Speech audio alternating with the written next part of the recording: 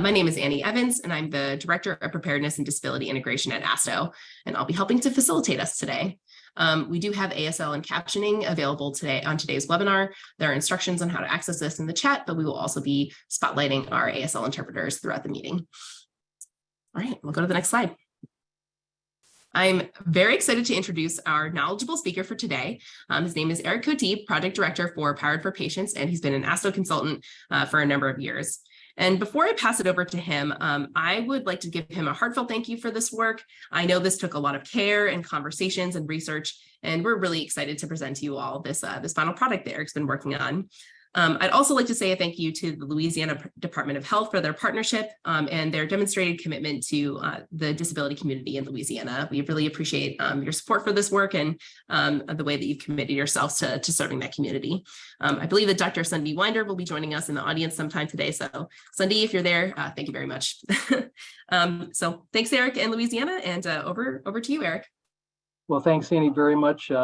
I really appreciate the opportunity to brief the attendees today on the soon-to-be published ASTO toolkit that showcases Louisiana's Power Outage Partners pilot and details other approaches jurisdictions can consider to boost power outage support for life support users.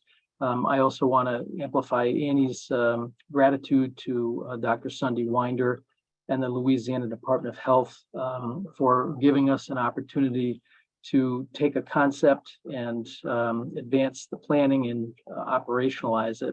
I think it will be to the benefit of individuals who depend on electric-powered medical devices in Louisiana and elsewhere. So just one housekeeping item. We are going to hold questions until the end, but there should be at least 15 to 20 minutes for questions. So hopefully we'll be able to get to everyone's questions. So in introducing the toolkit, we are essentially showcasing the work that we're doing in Louisiana, but also providing a number of other options for you to consider in terms of boosting power outage support for life support users. Just to provide some context for the presentation, there is a real growing power outage threat in this country. According to Climate Central, the average annual number of weather-related power outages increased by roughly 78% for the 10-year period between 2011 and 2021 compared to the previous 10-year period. Now, a lot of these power outages are caused by natural disasters, but for anyone on the call today from the West Coast, you're probably familiar with public safety power shutoffs, which are intentional shutoffs by utilities in California when the weather conditions are right for wildfires to minimize the risk that transmission lines will spark wildfires. These are not infrequent occurrences. There have been close to 80 public safety power shutoffs since 2018, and we know of at least one reported incident when an oxygen patient died shortly after a public safety power shutoff was initiated, despite efforts by the utility to provide notification. So regardless of whether it's a public safety power shutoff or a power outage due to natural disasters, the impact these are having on life support users is quite significant. And unfortunately, insurance coverage does not generally provide for additional battery capacity for life support equipment. So what happens is a lot of life support users during power outages will descend on area hospitals where they know they can reliably access power, since every hospital has a generator. And this is not anecdotal findings on our part. There's a Pew study that is detailed in the toolkit that documents the number of individuals after Superstorm Sandy who descended upon hospitals. Now, some hospitals are better equipped than others to absorb that surge, but our goal through this program is to minimize that surge. So in terms of our work in Louisiana, let me just back up one other step here. So power outages drive people to emergency departments, but they are also proving deadly. We found through our research that in the past year, at least 3 separate incidents where oxygen patients died during power outages. And the problem with oxygen patients in particular, especially those that are the most acute, is that they require so much oxygen that they have to use a stationary oxygen concentrator. These oxygen concentrators draw so much electricity that they don't have an internal backup battery that, for example, a ventilator would have. And so if a power outage occurs in the middle of the night and a person is using oxygen, that oxygen concentrator immediately shuts off. Those individuals are probably disoriented. And in these cases, it appears that they were unable to transition quickly enough to an alternative form of oxygen, whether a powerless gas tank or a portable oxygen concentrator that would have battery capacity. So excited to talk about Power Outage Partners, which is the name of the initiative that the Louisiana Department of Health is launching, that I've been proud to support as an ASTO consultant. Our target goal here is to extend the battery runtime for life support users for up to 24 hours.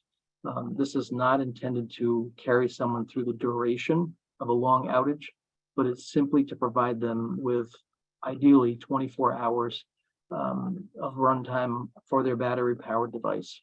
This will provide more time for safe evacuation planning. And in short duration outages, it's possible that the need for evacuation could be averted.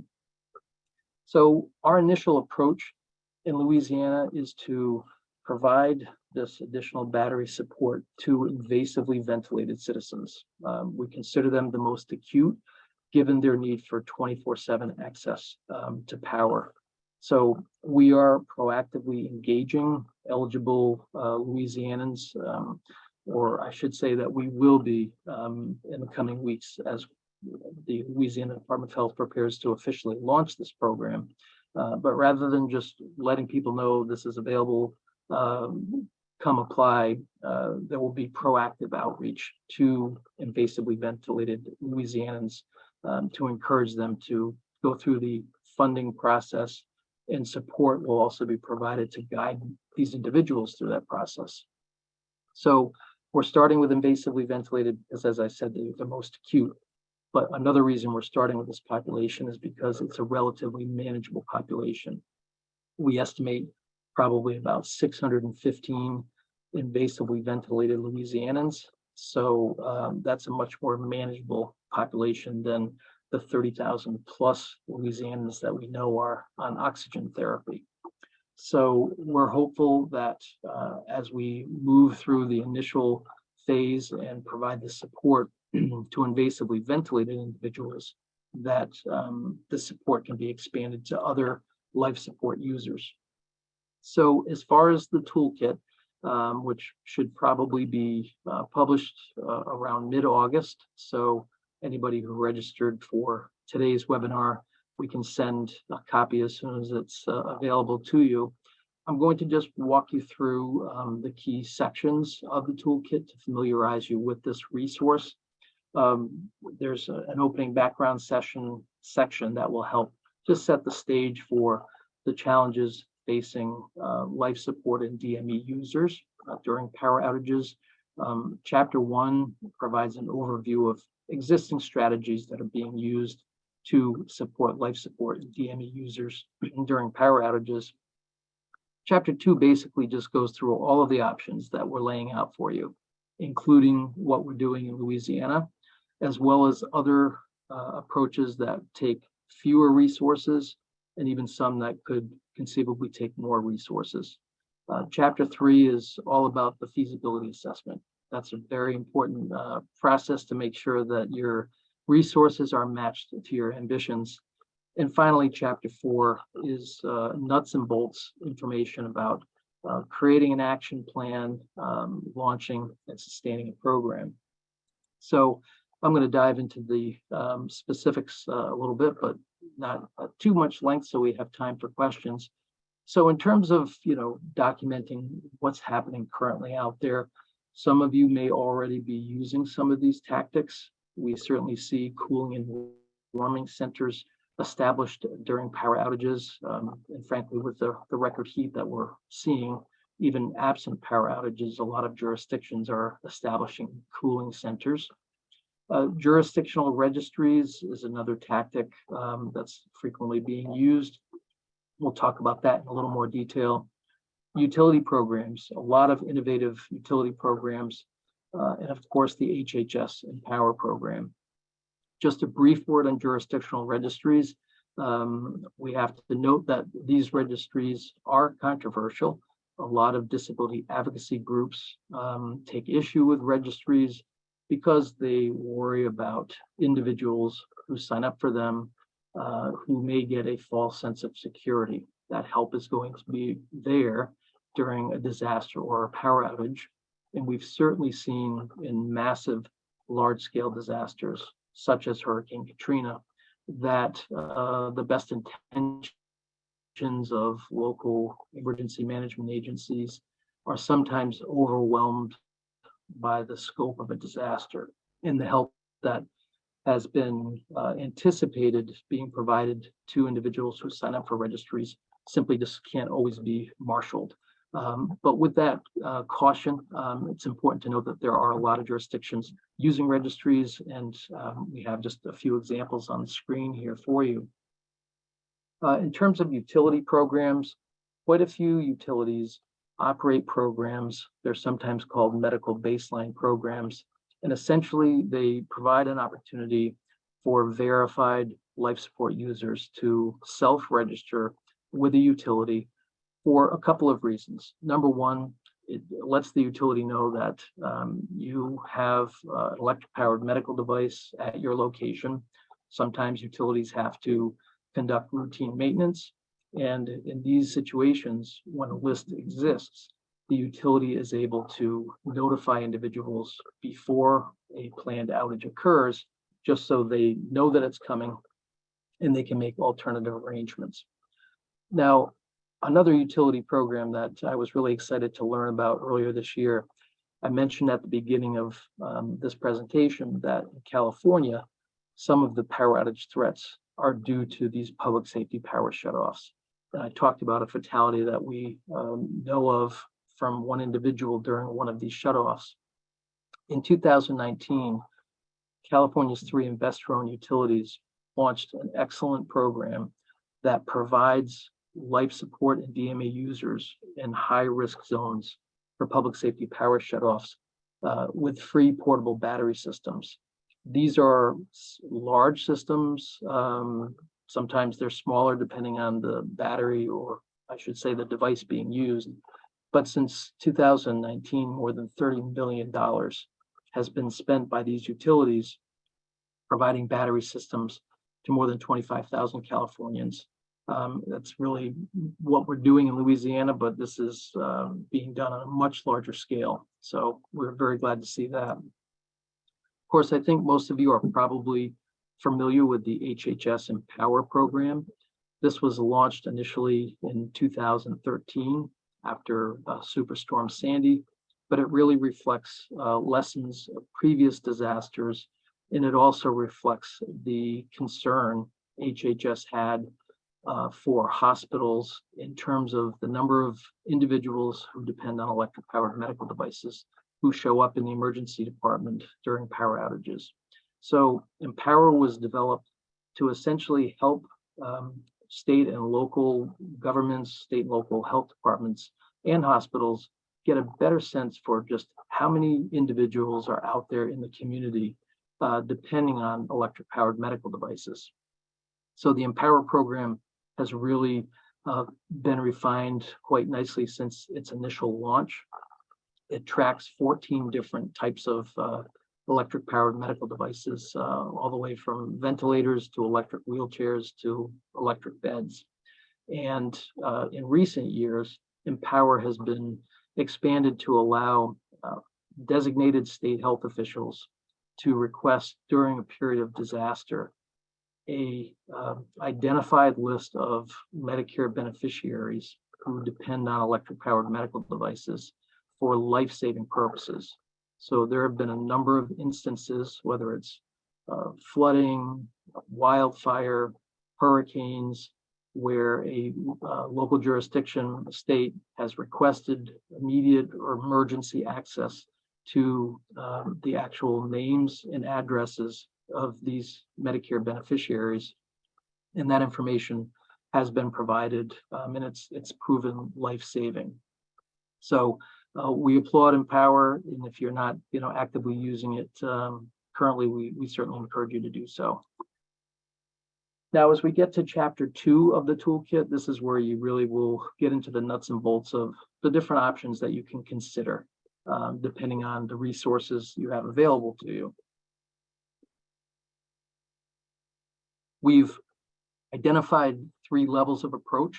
Of course, you can combine activities from all 3 levels if you want. There's no specific approach that has to be taken, but we wanted to provide in the toolkit options that would cost a jurisdiction no out-of-pocket money other than the time for staff or consultants to plan and launch an initiative. Level 2 becomes more engaged, requiring more staff and personnel time, but still not necessarily requiring any outlays of expenditures. And level 3 are the major activities with far-reaching impact. The Louisiana project falls, for example, under level 3. So in terms of the most basic steps you could take as a jurisdiction, we'll go over this fairly quickly, but first thing is just assessing current efforts and available resources. Identify and evaluate whether you have any utility programs to support life support users. And another simple step you could take is to initiate discussions with your durable medical equipment suppliers to assess opportunities for collaboration. I have to say that among our most valued partners in our Louisiana work has been a group of DME suppliers who have been super helpful. These are companies that fill prescriptions from physicians for oxygen tanks and ventilators and other medical devices. So they are in the homes of these individuals. They develop trusting relationships. They are natural partners, and they, of course, are concerned for their clients when disasters strike, when power outages occur. They have their own disaster response plans. And what I have found in my conversations with the DME suppliers in Louisiana is that they're eager to partner with government. And I don't think there are really too many partnerships underway right now between government and DME suppliers. We're changing that in Louisiana, and I recommend that as a simple, no-cost option for you to consider in your jurisdiction. In terms of more significant activities with increasing impact, first thing you can consider doing is quantifying the number of life support users living in the jurisdiction by device type. We'll get into this in a little bit more detail. Secondly, you could develop cost projections for equipping invasively ventilated citizens with additional battery capacity. Again, this is our approach in Louisiana. And thankfully, the work that we've done, which really has taken quite a bit of effort to arrive at what a projected cost will be, is going to save other jurisdictions a lot of time, because you can just follow the approach that we took to come up with a pretty quick sense of what the cost would be. And the final option to consider is recruiting owners of standby residential generators to help recharge batteries during an outage. So I'm going to get into a little bit of detail on quantifying the number of life support users living in a jurisdiction by device type. In Louisiana, as I said earlier, we're focusing on invasively ventilated citizens. So we've spent a lot of time trying to determine how many invasively ventilated Louisianans are there. So that's the example that I'm going to use, but you can certainly apply this approach if you want to determine how many heart pump patients live in your jurisdiction, or oxygen concentrated patients. So 3 basic sources of data for you: the HHS Empower data, which we just spoke about, of course, state Medicaid data, and private health insurance data. So in Louisiana, and just in case you haven't seen what Empower data looks like, this is the actual Empower data for the state of Louisiana going back to February 2022. These are the devices that I mentioned earlier. These also include some of the services, but you can see the volume of patients by device type. So right here, oxygen concentrators, just over 30,000 Medicare beneficiaries compared to 2,688 ventilator patients. So the oxygen community is by far the largest, presents some of the thorniest challenges, and certainly worthy of thought and solutions. And we hope to be getting to that in Louisiana as well. But this just gives you a flavor for the Medicare numbers. Now, one of the challenges with using Empower data is that it is only the Medicare population. So in Louisiana, and I have to give thanks to the Louisiana Department of Health's Medicaid team, after submitting a request, they provided us with this very specific information on the exact number of Medicaid beneficiaries who are using one of 3 types of ventilation. So you can see here that for invasive ventilation, again, these are the most acute patients, 24/7 use of a ventilator.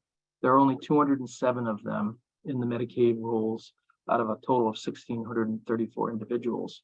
So that gives us a very concrete sense that it's a small population, but it's a definitive population. We know there are 207 individuals out there.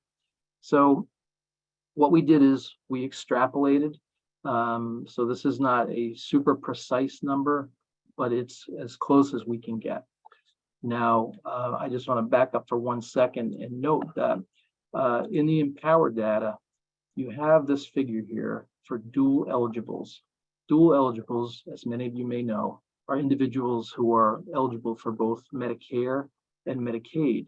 So when we received our report from the Louisiana Department of Health for all of these Medicaid beneficiaries, we also got details on how many of them were dually eligible for Medicare. So we were very careful to make sure that we didn't double count those individuals and that we subtracted the dual eligibles from the population when we were extrapolating the known percentage of Medicaid beneficiaries who are invasively ventilated or non-invasively ventilated against the Empowered database.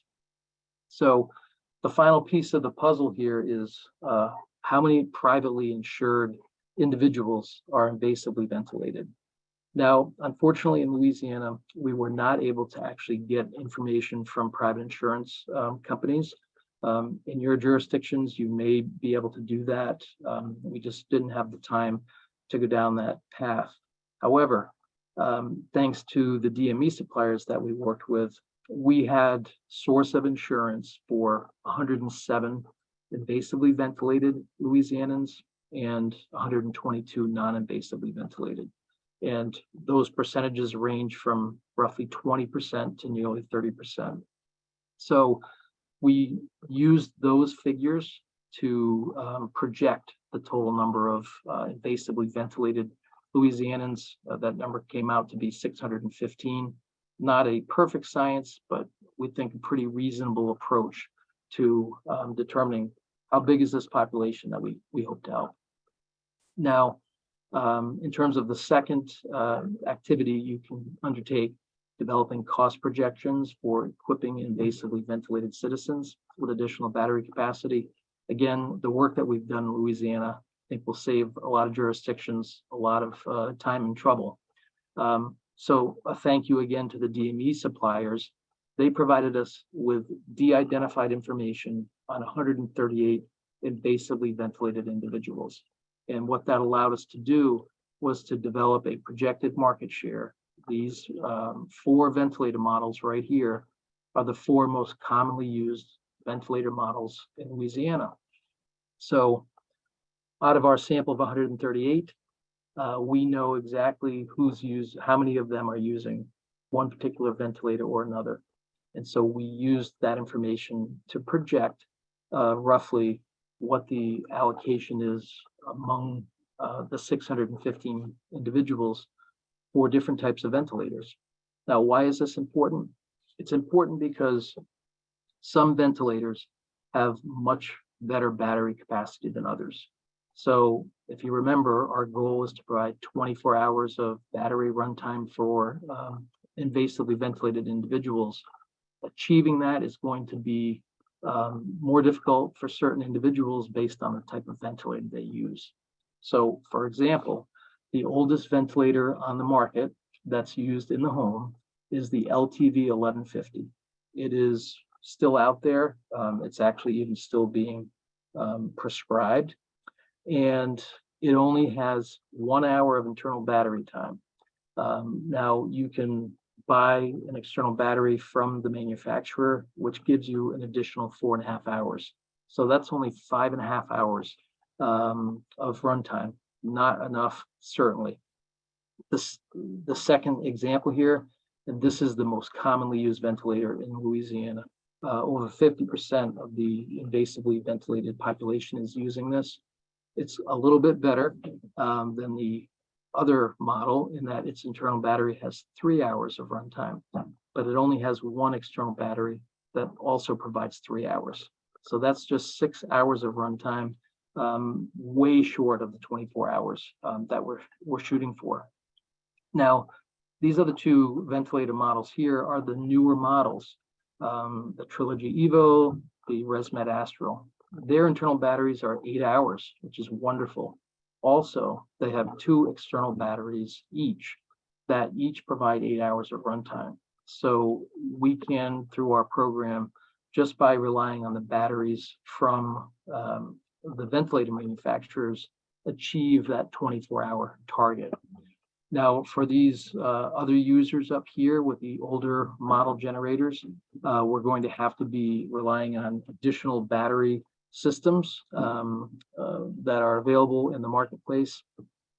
We've done some research on suitable batteries, and we'll be sure to be equipping Louisianans with appropriate batteries based on the type of ventilator that they use. So I'm not going to go through this slide, but these slides will be made available to you. And this is a simple formula that you can use just to get a rough sense of how much would it cost to equip every invasively ventilated citizen in your jurisdiction with additional battery capacity. The average cost that we're projecting in Louisiana is just under $2,000 per person. And that's going to equate to roughly $1.2 million in expenditures for equipping this target population in Louisiana. Now, in terms of major activities with far-reaching impact, you can do what Louisiana is doing, which is providing funding to life support users for the purchase of additional batteries to extend runtime. You could consider the California utility approach, which is essentially investing in a cache of batteries for the most commonly used life support devices, or universal battery systems for those ventilators that don't have enough runtime. Thanks for that time check, Annie. The other option is to establish community recharging facilities with dedicated emergency power resources. We have examples that we're going to talk about of jurisdictions that have done exactly that. So in terms of providing funding to life support users to extend device runtime, again, this is what we're doing with the Louisiana pilot. How much funding you'll need is going to depend on the size of your population and the specific life support users you want to provide assistance to, and the amount of runtime you hope to provide. Again, Louisiana, we're targeting 24 hours. Now, investing in a cache of batteries for the most commonly used life support devices and or universal battery systems. This is more modeled on the approach of the California utility programs. The amount of funding, again, is going to depend on the size of your population that's receiving support and the additional runtime that you hope to provide. Establishing community recharging facilities with dedicated emergency power resources. So this is a headline from a press conference last year with the city of New Orleans and Entergy, which is their electric utility. The electric utility invested just under $1 million to outfit 15 different community facilities in New Orleans with essentially quick connect systems that are pre-wired into the building's electrical distribution system to allow for a generator, a portable large-scale generator, to be quickly connected to that facility so that it can be powered via generators during a power outage. This is an excellent approach. Of course, to make this work, you need these generators. What you see on the screen here, that's a trailer of FEMA generators. FEMA has the largest fleet of generators in the country. They can be deployed in a presidentially declared disaster, but they do sometimes run in short supply depending on the scope of a disaster. So jurisdictions should be mindful that if they're going to consider this approach, they need to be sure they're going to be able to access generators when they need them. Now, Chapter 3, this is the feasibility assessment back on the toolkit here. It's okay to dream. It's okay to think that you want to do what California is doing, invest $30 million or get your utilities to do so. It's great to think about replicating what Louisiana is doing, but you have to be realistic. You really have to ask yourself, what can we realistically achieve? And the best way to address that feasibility assessment is, number one, assess interest among your jurisdiction's senior leadership. We may have individuals on the call today who are with disability advocacy groups or disability agencies within their jurisdiction. That's great. In our experience, you can't really launch an effective initiative without having your health department actively engaged, generally because health departments oversee Medicaid programs and they also oversee services for individuals with disabilities. So super important. In terms of, how much staff time is available to devote to your project, whether it's staff or consulting support that you have in place, and what kind of funding is available. You really have to answer those questions to be able to move forward and implement an initiative that's scaled to the resources you have available. So in terms of, where can you find employees that you could assign to an initiative like this? Public health agencies, obviously a natural place to look. Emergency management agencies is another natural place to look. In Louisiana, as part of our planning work, we had a couple of calls with emergency management agencies in Orleans Parish and East Baton Rouge Parish, because we knew that to operationalize elements of this program, we would need at some point the support of those agencies. So they are already very focused on evacuation support for life support patients. So they're a natural partner for you to engage with. And of course, disability affairs agencies. As far as where can you find funding? So in Louisiana, we were very fortunate. And again, thanks to LDH's Medicaid department, there are 3 existing Medicaid waiver programs that we identified in Louisiana that are already in place. They're already funded, that have funding sources for durable medical equipment. And that isn't just the equipment itself, but it also can be used for additional batteries for those devices. So those are the 3 key sources that we're tapping in Louisiana. For other jurisdictions, the area to look would be your state Medicaid self-direction programs. So these are the programs that provide funding to give some autonomy to individuals that depend on life support equipment to help them decide what resources and services they need to be able to live independently in their homes. Of course, utilities, I just talked about Entergy and their $900,000 investment in New Orleans, and referenced earlier the $30 million investment that the utilities have made in California. So I think any jurisdiction thinking about doing something in this space should certainly talk to their utilities. Now, federal funding. You all remember probably the Infrastructure Investment and Jobs Act, signed into law by President Biden in the fall of 2021, provides $12 billion over a 5-year period for states and utilities to mitigate the impact of power outages. I'd love to see an application from a jurisdiction to that fund for the kind of work we're doing in Louisiana, because in my view, that's exactly the kind of work that they envisioned.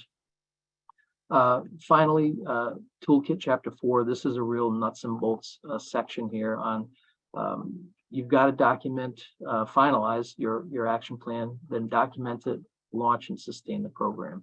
So this portion of the toolkit dives into real nuts and bolts specifics for you. I'm not going to get into too much detail here because we want to leave enough time for questions, but fine-tuning the project scope based on available resources. It's really important to take the time to verify that you have the resources that you will need to launch whatever scope of initiative you're thinking of launching. Now, in the toolkit, there is a section where we provide rough estimates for the number of hours it will take to undertake any of the activities that we've identified, from level 1 all the way up to level 3. And we also provide rough estimates of the costs that might be involved. As far as fine-tuning the scope, again, these are the 3 levels of activities that we've laid out for you in the toolkit. You may combine some from all 3. You may come up with options that we don't address in the toolkit, but be sure when you are fine-tuning your action plan and calibrating resources to support your plan that you do effective planning in that front. Really important to define roles and responsibilities. So in Louisiana, Dr. Sunday Winder and her team in the Bureau of Community Preparedness has been hugely helpful. We are so grateful to them. And one of the great services they provided is bringing in their colleagues in other divisions within the Department of Health that have direct roles in supporting individuals with disabilities. So in Louisiana, that includes the Office of Citizens with Developmental Disabilities and the Office of Aging Adult Services. So a lot of different stakeholders, requires a lot of coordination, which we're actively doing to make sure that everyone is aware of the operational plan moving forward and what their specific roles are. Now, in Louisiana, we are providing funding to invasively ventilated individuals. There is a process that they're going to have to go through, and they'll be provided with support to guide them through that process. But an important part of our planning in Louisiana is documenting in detail what is that process, and we're creating resources that can be shared with case management firms who will be walking invasively ventilated individuals through that process. A rollout and communications plan is so important. This is a very new approach. No other state, to our knowledge, is doing this from a health department standpoint. We know California utilities are doing it. So it's really important to engage with all of the stakeholders that are working in this space, rely on them to help you get the word out to your intended beneficiaries that you're going to be offering support. And of course, developing a post-launch sustainment plan is super important, and putting all of this into a written action plan, very important as well. Can't stress that enough. Before this gets launched, make sure you have a stakeholder meeting with everybody there who was involved from the start in planning discussions and operational planning, to be sure that everyone is on the same page in terms of the concept of operations, and their individual responsibilities. And just a few final thoughts on launching and sustaining your program. Communicate your early successes. That's especially important since in Louisiana, for example, this is the first time this has been attempted. So we'll be eager to communicate our early successes with all stakeholders. It's going to help build further interest in this work and sustain momentum for the program. We're certainly going to want to track the number of approved applications in Louisiana, so we have a sense of how far along are we in helping this estimated population of 615 individuals extend battery runtime. There may be decisions that have to be made about expanding or contracting the program based on the initial rate of applications and approvals and remaining resources. So be prepared to expand or contract as needed. And finally, you may need to have some policy discussions about necessary appropriations or regulatory changes that may be needed to sustain or expand the program. Really excited to note that in Louisiana, not a single law had to be passed or a single regulation adopted to enable this support to be provided in the coming weeks, because we did the homework to identify these funding sources that were already in place. Toolkit has some really good resources in its appendix, give you some more nuts and bolts on battery options to think about if you intend to extend runtime for ventilator users. There's also an overview of the state Medicaid self-direction programs, which again, probably a very good source of funding for you. So with that, we're going to open it up to questions, and I know Annie from ASTO is going to help out with that process. Annie is noting my email in the chat as well. So anyone who is unable to get a question answered during this session, feel free to reach out to me and I'm happy to help. So Annie, I'm going to turn it over to you to help facilitate some Q&A here. Thanks, Eric, and thanks for the detailed presentation as always. So we've already had some questions in the chat about availability for contact information. So I'll just take this opportunity to note that, Eric is available for support on specific items in this toolkit. You can also reach out to ASTO for technical assistance. I've added his email and mine as well in the chat. So feel free to shoot us emails if you have follow-up questions. And as we mentioned, we can make the PowerPoint and the recording available to you all after this, after the webinar. All right, well, I want to invite everyone to add any questions that you have either in the Q&A box or in the chat. We'll be keeping an eye on those, but let's just get started with a few from our end. So Eric, you've obviously provided folks with a lot of different levels of options and different pathways that they could take, but this is a lot of information to absorb for a lot of people, of course. And I'm curious, what do you think one step attendees could take today if they're really interested in exploring any of these options with their jurisdiction? How can they get started? What's an easy thing?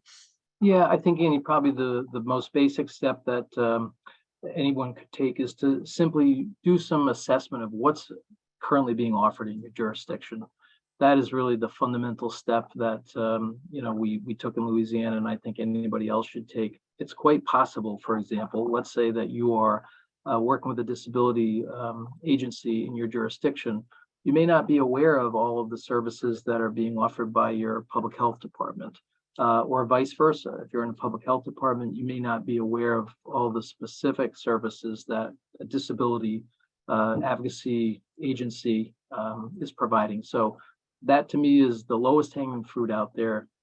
Spend some time, talk to colleagues, find out what programs are out there, and talk to folks outside of government. Talk to individuals that are actually working for the nonprofit disability groups.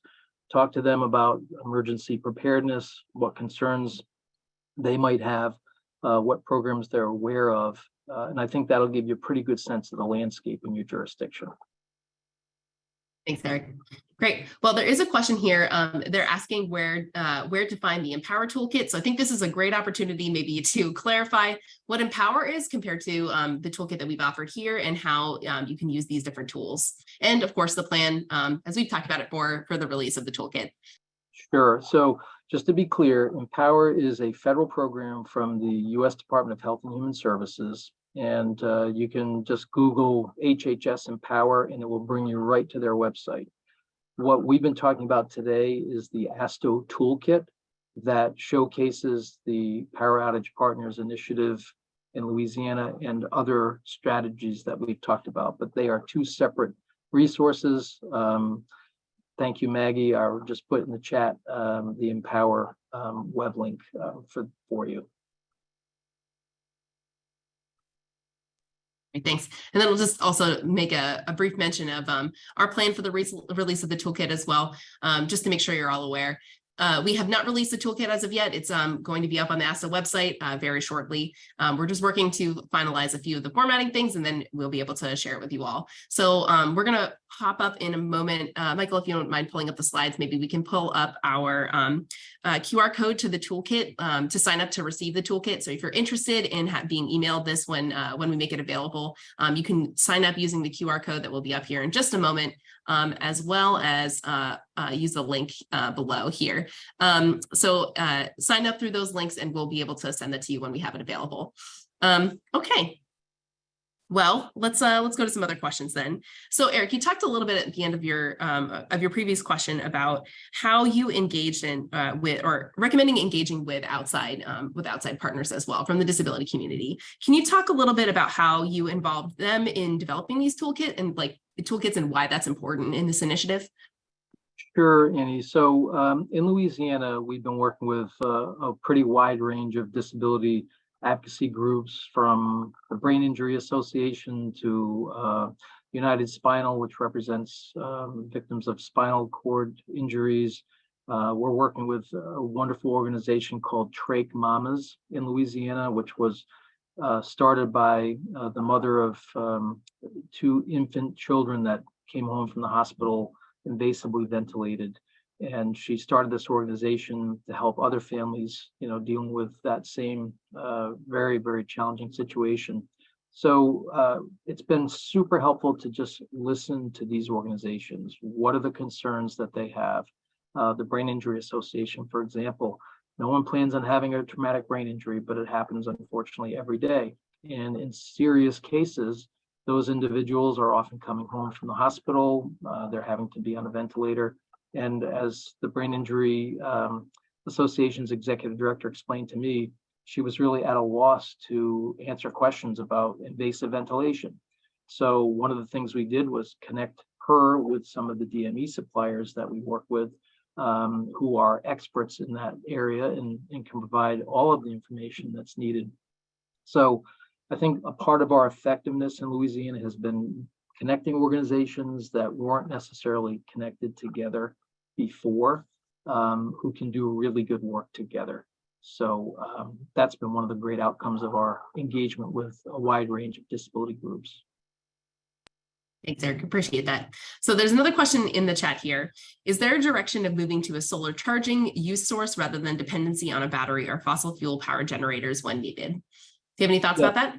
Yeah, absolutely. So I didn't get into too much detail during the webinar, but among the battery solutions that we're looking at in Louisiana, especially for those individuals whose ventilators don't give them enough battery to get them to 24 hours, are the battery solutions that the California utilities are offering to their customers who are life support users. And most of those do have a mini solar panel option.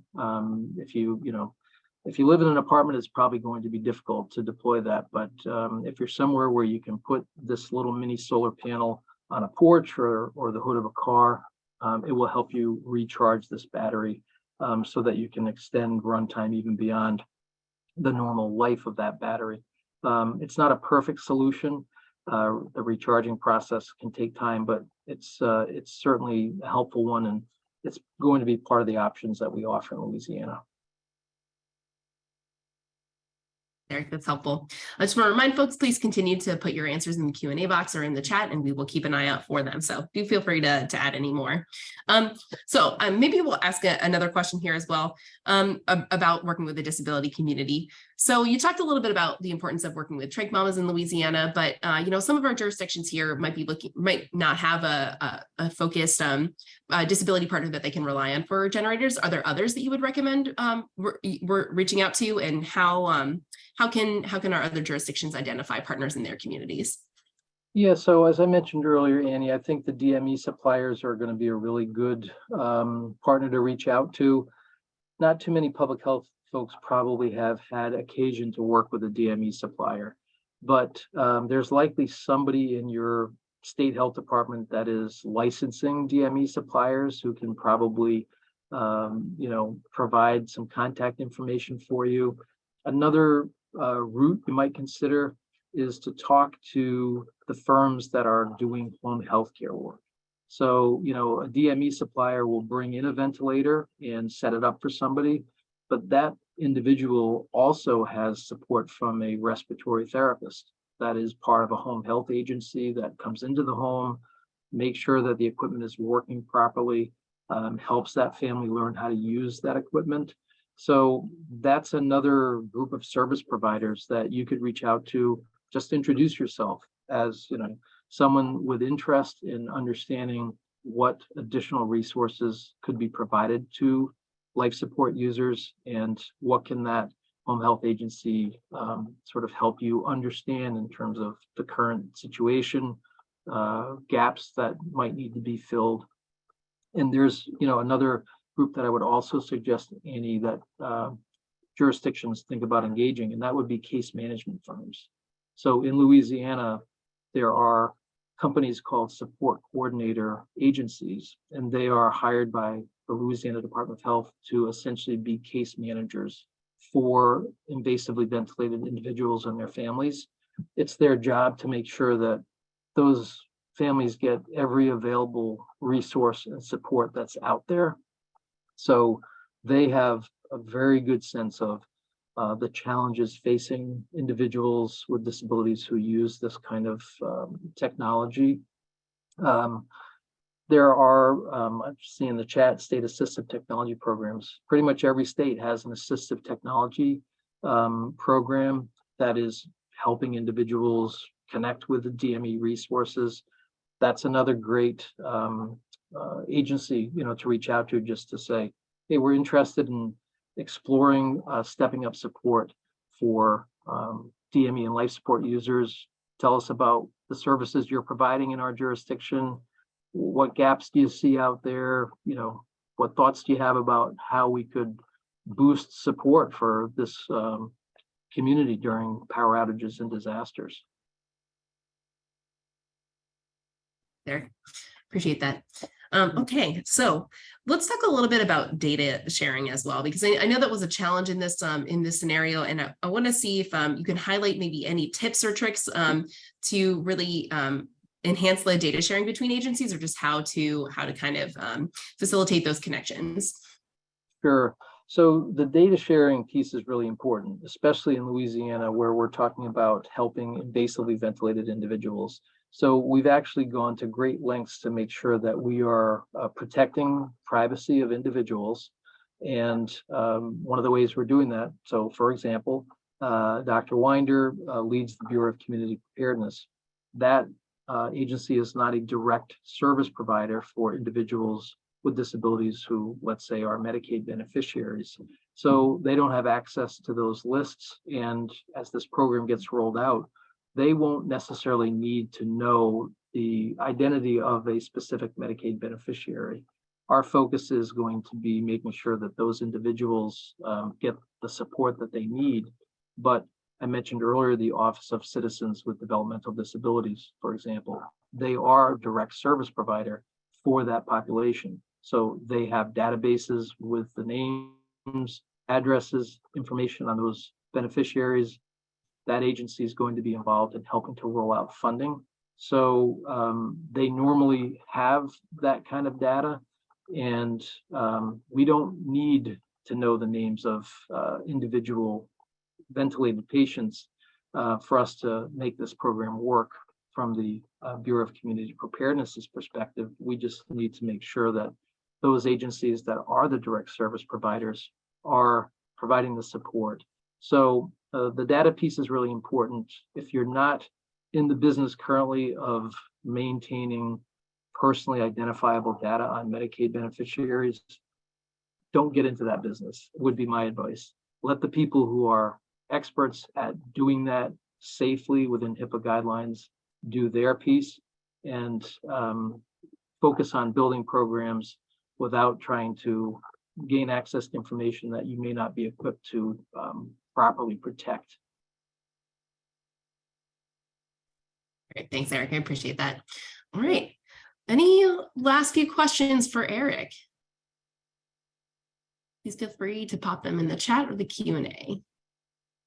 So Annie, while we're waiting for another question, one thing that I realized I didn't really talk about. So our initial concept in Louisiana for Power Outage Partners was to recruit owners of standby residential generators to recharge batteries. I know we listed that as one of the options in level 2 activities. That was the original concept that I developed many years ago, and grateful to ASTO and the CDC that we had the opportunity to put that into motion. However, as we were advancing our planning, we did identify 6,000 homeowners in New Orleans and Baton Rouge that own these standby generators. These are the kind that come on automatically, and we were excited about that. However, we realized that we want to protect their privacy, and we also wanted to protect the privacy of invasively ventilated individuals. And so we were going to need a volunteer force of credentialed volunteers that would essentially shuttle depleted batteries to a generator owner's home and bring them back. So that was logistical challenge number one. Logistical challenge number two was, wait a minute, if those folks don't have more than one battery, we can't take their only battery and go get it recharged. So we realized, okay, in order to do recharging, we have to get people multiple batteries. And in the end, it was becoming too much of a logistical challenge to recruit that volunteer force. So we set aside the objective of recharging batteries and just focused on providing additional batteries to individuals. But I do still think that that's a very good opportunity. It's labor intensive for sure, but jurisdictions that want to consider that, I would encourage them to do so. Thank you, Annie, for letting me work that final point in. No problem. I think it's important to understand the challenges around all the options that you presented. So thanks for recapping that. Sure. Okay. Well, I think that I'm not seeing any additional questions come up. So Michael, would you mind putting up the slides again? So I think we can close things out. So while he's doing that, yeah. So I just want to note here again that we have not released the toolkit on ASTO's website yet, but it is coming in the next couple of weeks. Please feel free to sign up at the link in the chat or using this QR code to receive that toolkit. We're happy to send you the notification when that's published. Yeah, do take a moment to do that.